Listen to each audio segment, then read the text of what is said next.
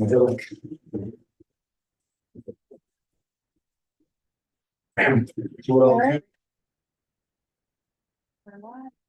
kick it to John, and you can finish the evening. Right. That's good. He's just my guess about that match. Yeah. All right. So, can we convene the meeting? All right, and note the evidence of a quorum, which is great. Welcome everybody to the Finance Committee meeting. First order of business is review the minutes from our Finance and Investment Committee meeting of June 24th. Any motion, please? I'll make the motion. Rich, second. Any further discussion? Any comments? All in favor? Aye. You opposed? Great, carried unanimously. Next up, we're going to walk through our quarterly financial reports and an investment update. First, the quarterly financial report. Who's going to walk us through this? Okay, within your packets was provided the our quarterly memo, the statement of budget to actual, balance sheet, cash flow, and income statements. I'll go through the budget or the quarterly financial memo. You guys. Through 6/30/2024, we had net income of $417,000 on what we were supposed to be a budget of loss of $190,000. For comparative purposes, last year at this time, the corporation had a net loss of $127,000.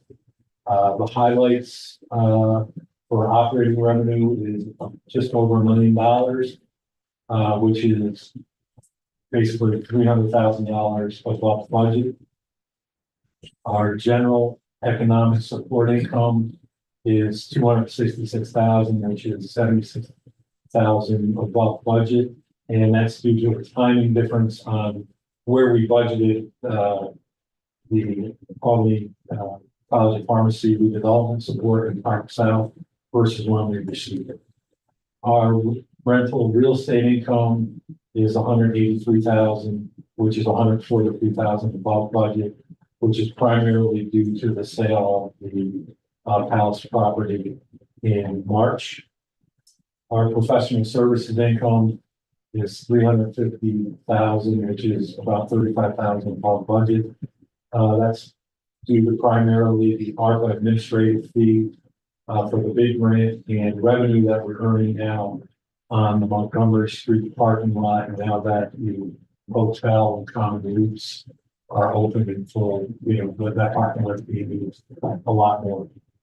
Investment and interest income is $187,000, which is up $38,000 from budget. That's primarily due to investment performance on the portfolio and interest income.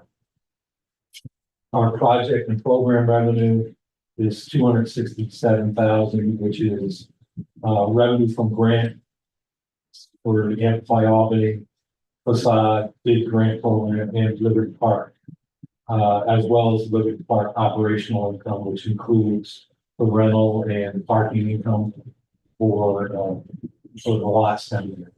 Also included is $105,000 for reimbursement of that is due on construction costs that come to market that is due from New York State. Our operating expenses are $756,000, which is $182,000 below budget.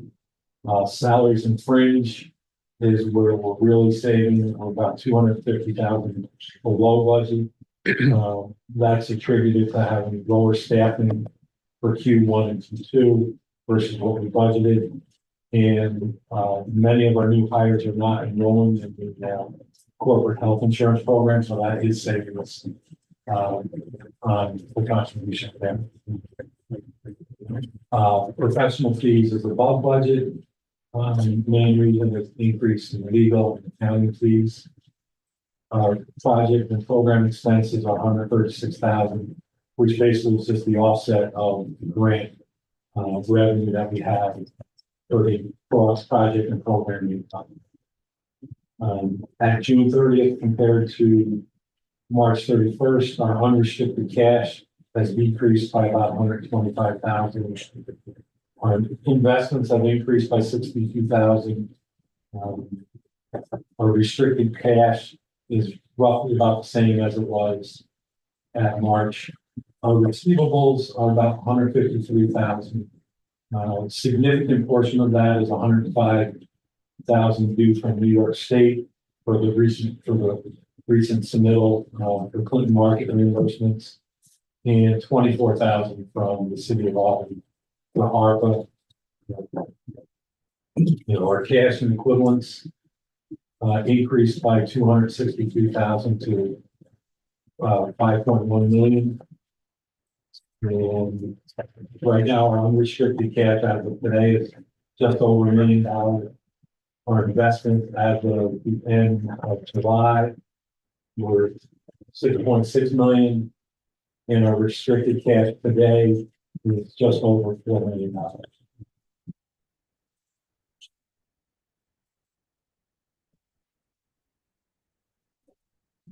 Questions, comments? So I was surprised that the sale went into the real estate income. Yeah, I don't know if it'd be paying on sale or something, and then obviously we're gonna have no more income from those properties, right? So. Yeah, that's all got lumped into that one category. Yeah, I can break it out in any line item you like. I can break it out as a gain on sale line, so it stands out for future months if you'd like. I think it makes sense to me. Some sorts of extraordinary that. Any other questions? Okay. So ahead of our, that's good. So I get it just quickly. Yeah, so I'm looking at this as snapshot period to period, but historically, are these in line with our historical numbers? Are we like $5-6 million assets and so Are forth? they, Those? are they historically in line with our numbers as an organization? I would say yes, generally. The things that have been a little bit different is that we have the Clinton market construction that was ongoing. So between having, 3 million plus grants that we've had to get reimbursement on, that sort of changes the numbers a little bit from year to year based on whether we have a reimbursement. Same with Liberty Park.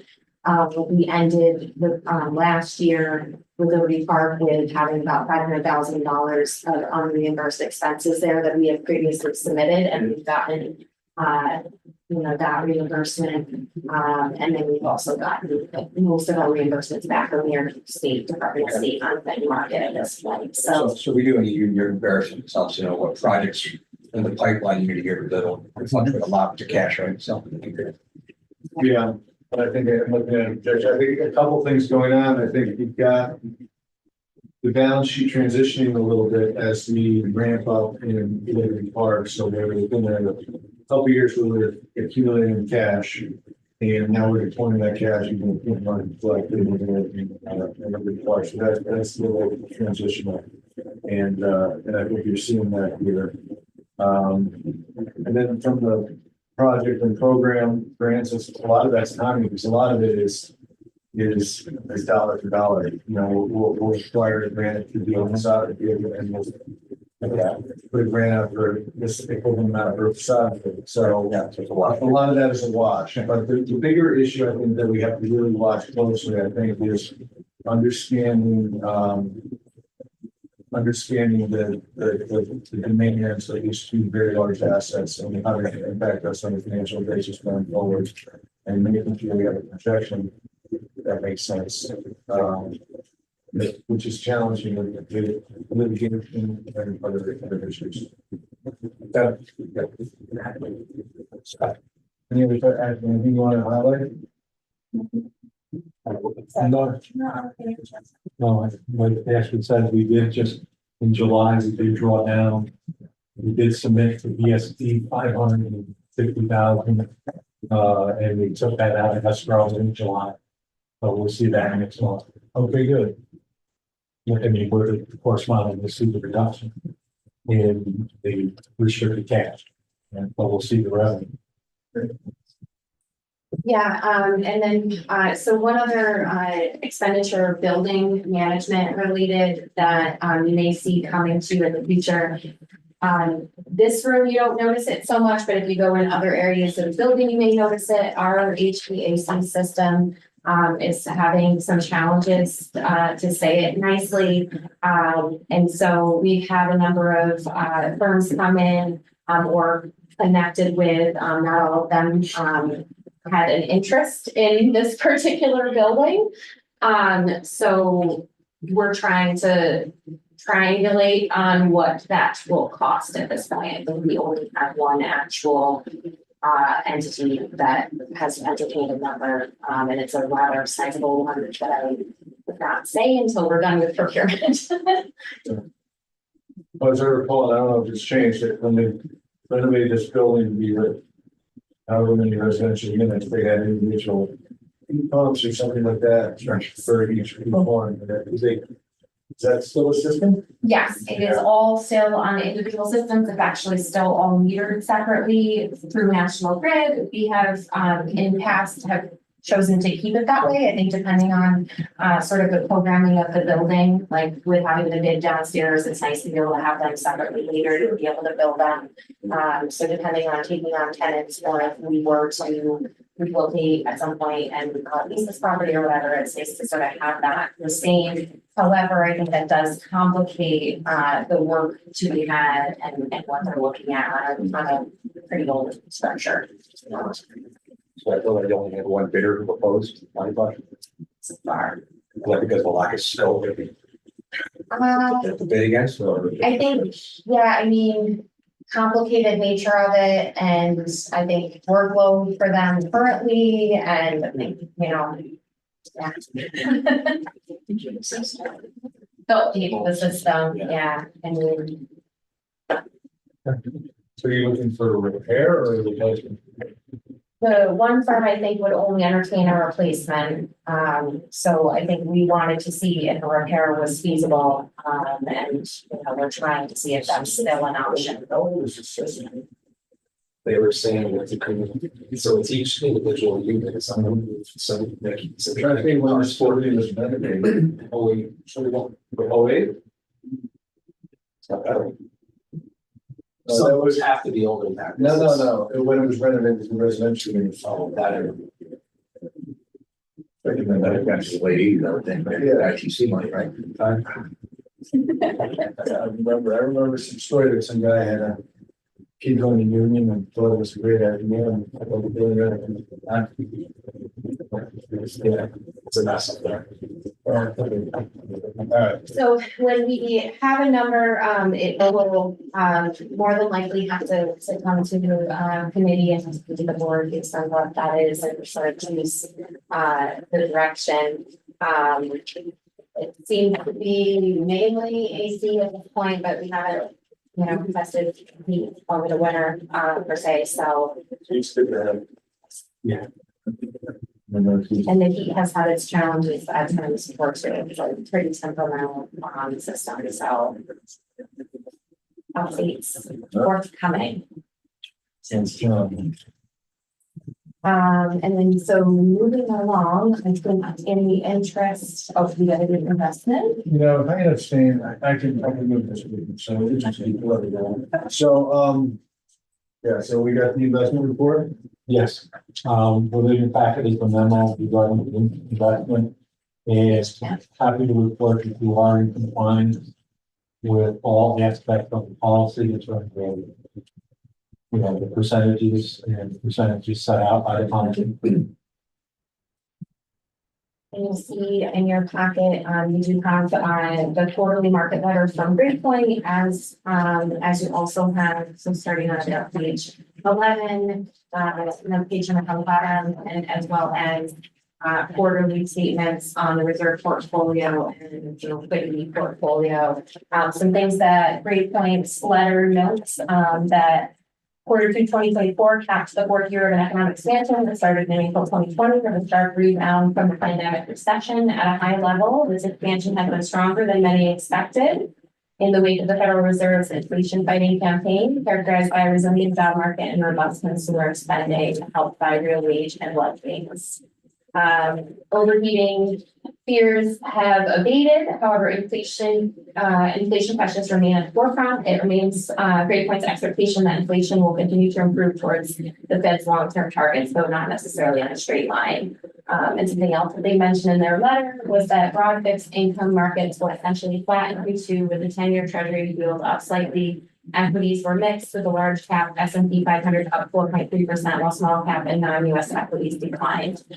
Tech and communication services led large gaps, again amid growing enthusiasm for AI themed companies. And they elaborate on how the AI excitement is there, but it's generally hard to sort of quantify or calculate this. It may not the technology may fail to match sort of expectations there, and it's hard to predict that. But you'll see in our statements, modest returns on those portfolios. Are we generally happy with Great Point? Any issues? Any issues to report? If there's any specific questions, we can reach out to them offline. Residing is Great Point, be better than the money we just managed on that. That's it? The money, so just the money in the operating cash, you're saying? Yeah. Yeah. I see the money markets and CDs been fine, whatever.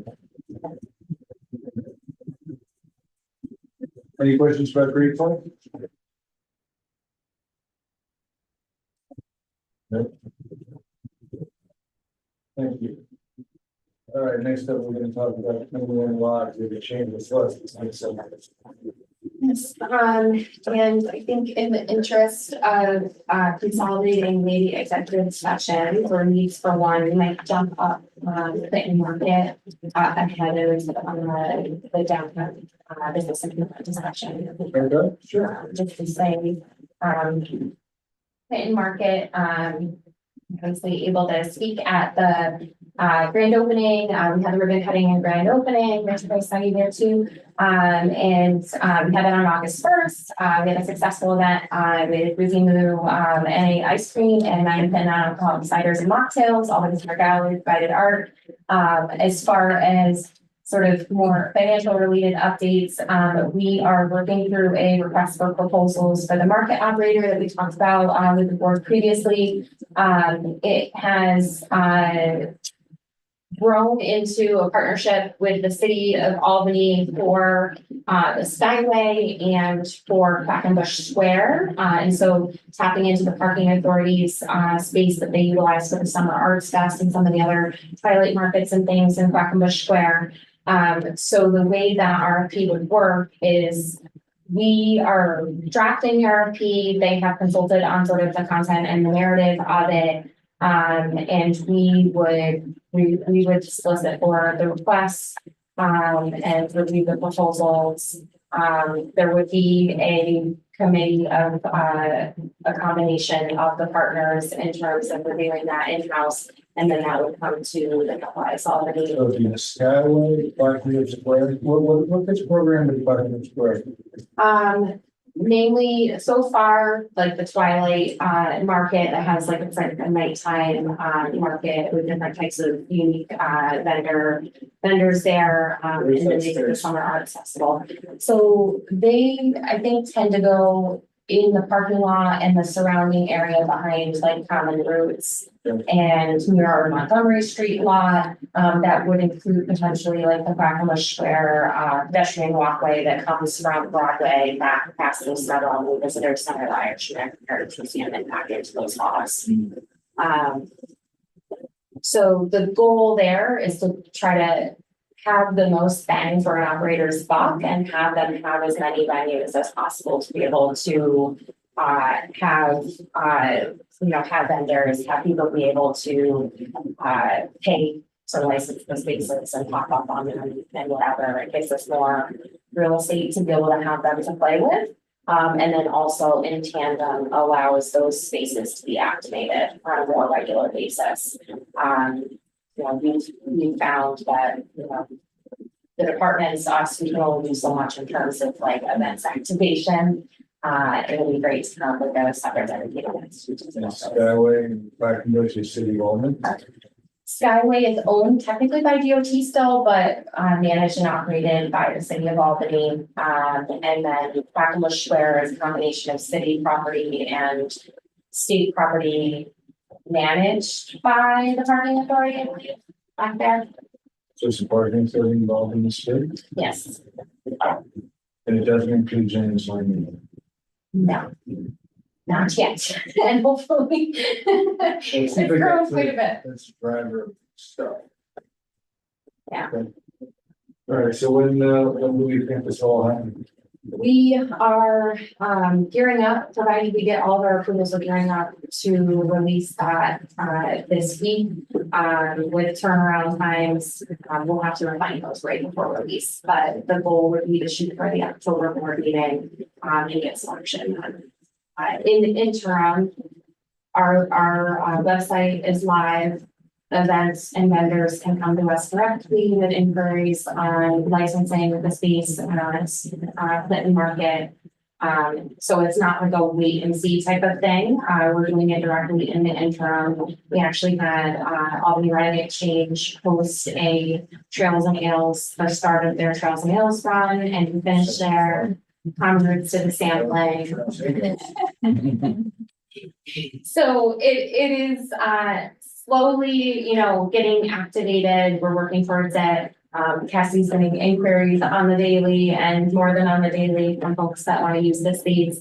We're just trying to funnel them into, okay, what date do you want to use the space and what hours? And Makes sense. The other thing I'm talking to you, but be thinking about is if you have multiple owners, multiple spaces, so there's going to be expenses and revenue at some point, maybe not material, but there will be, and having some sense of how you're going to split that and what's fair.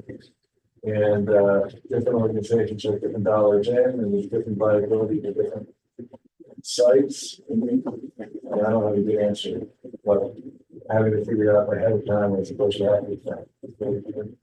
I don't know if people ever feel about that. as it's written right now, Capitalized Albany is the one that would receive the revenues related to the spaces, and we have not committed to maintaining any of the spaces except for.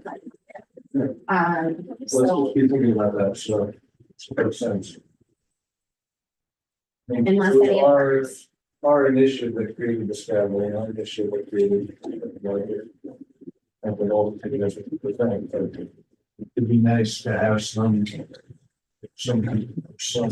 benefit to all that. How's the reaction in the market? Yeah. I think folks just want to see it, want to see it be what it can be. So folks want to see it activated. So the sooner we can get out that request for proposals, get an operator that's dedicated, and or the things that we can do in the meantime with private people that are interested, the better. I think we're really Trying to excited about that. coordinate hospitality there or the rep or. Kevin has talked to me at the grand opening. We're gonna try this out for the meeting to see what we can do there. Anything else on that, Morgan? I think on Clinton Market, just generally talked a little bit about reimbursements. We are working through the Empire State Development reimbursement paperwork, hopefully to be submitted this week to be on their next board meeting. So that'll get us the $750,000 there. We're wrapping up the Department of State reimbursements. We got about $460,000 within the last quarter or so reimbursed back. As Tom mentioned, there's $105,000 that's been submitted that we are trying to work with them on getting released. And there's about, combined with, what we have yet to submit, there's about 260,000 remaining to be reimbursed. We also have to submit the National Grid reimbursement for their 250. What's the total amount if you reimbursed?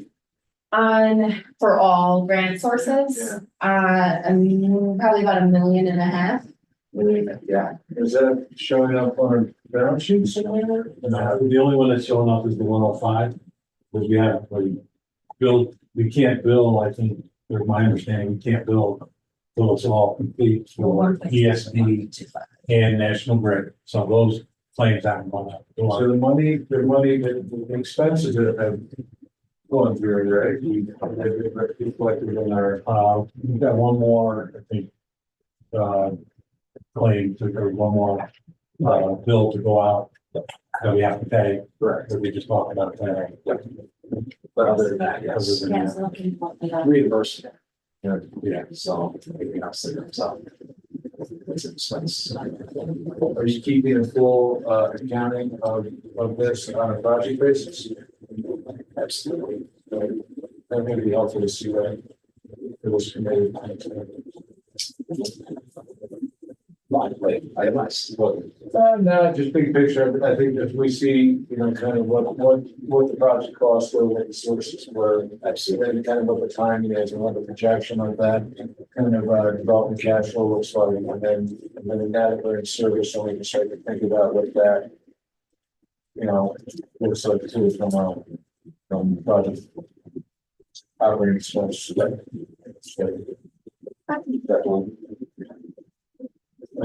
It's, am I agree with that, or? Yeah, I think it's a good idea. We've had a lot of ups and downs. It's hard stuff. Yeah. And the same is true, I think, for the deployment. I think a challenge in this process is to mark your grants, expenses, revenues, who knows what's reimbursable, what's our net expense, and then when you come back, I guess there's a lot of parts of time that digest, so it's more information, better response. My perspective. Yeah, we can do that. We have a giant spreadsheet that has all of the various grant spreadsheets, but well, great, no, we can refine that down to like a workable committee, document. That'd be great. That'll work. We appreciate that. For your role, you're doing such huge endeavors. I think those are the majority of the updates on pit and market. We'll definitely have the financial outlook for next time. And then we can jump into it. Are you gonna be, when you start to that? No, we want executive session. We'll give you executive session. Let's do, are we doing bid next? Yeah. But there's so much to say, right? In case we want to talk about any of the numbers related to lease, we could go into an executive session, for. What's the talking about? In those states? I Just, think only maybe the strategy moving forward, and trying to get a tenant, whether those in market or not, that may be too technical right now. Do we have the name for the space internally? It makes sense to have it kind of, they were a special tenant on that they were shared mission and also young people and they were easy. This is not the easiest building or something, but I don't think there's like that sense. They're experts in it. yeah, and from what they have said, they basically just outgrown space. They have quite a bit of storage needs, related to events and whatnot. They've staffed up. There we go. I don't know that they have confirmed with us directly. I suspect that it's Union Station, Kieran, but that wasn't included in the letter. Okay. What is their timeline for lease? So their lease expires at the end of the year, and that's when the plans are vacated. Is there a lot of space in Union Station? It's a huge building, but obviously it's around the periphery because that's what's fit up for commercial structures versus the atrium area that surrounds the stairwell and everything. I think there will be need to probably go off from there. I think we need to leave to that spot. I say one of the law firms was staying. I don't know if it's a different law firm, so Could be. I keep. I asked George. Not the only one. And then ultimately, I guess at some point, we gotta think about this building and there's a consistent state that we wanna be in on a long-term basis. It's probably a decent candidate for residential conversion. Um, Just think about it. And we have the recent appraisal of, from the team, that did the real estate advisory services to make on that. Yeah, that assessment. Right. Rich, anything else? Just building on the three types of that. We have no debt. There's no debt. I think it's a nice building for residential conversion. And it's a little disjointed. It's my perspective. You have to use it, but it feels disjointed to me. That people on full life insurance. We're a small organization and we're on, three and four floors. Upstairs. basically. Every office has a bathroom, like it's got the team looked at it, so there's some efficiencies to be had from that, from having a newer space. Yeah. And maybe being on a single floor. Right, no, there's a lot of benefit being on single floor. It's the working dynamic of being new to see people is healthy. We have a lot going on. That we can merit single floor.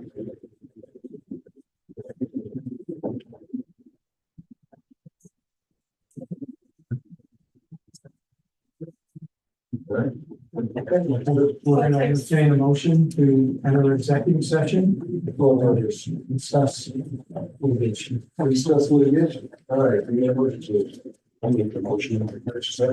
Right. Very good. Now, executive.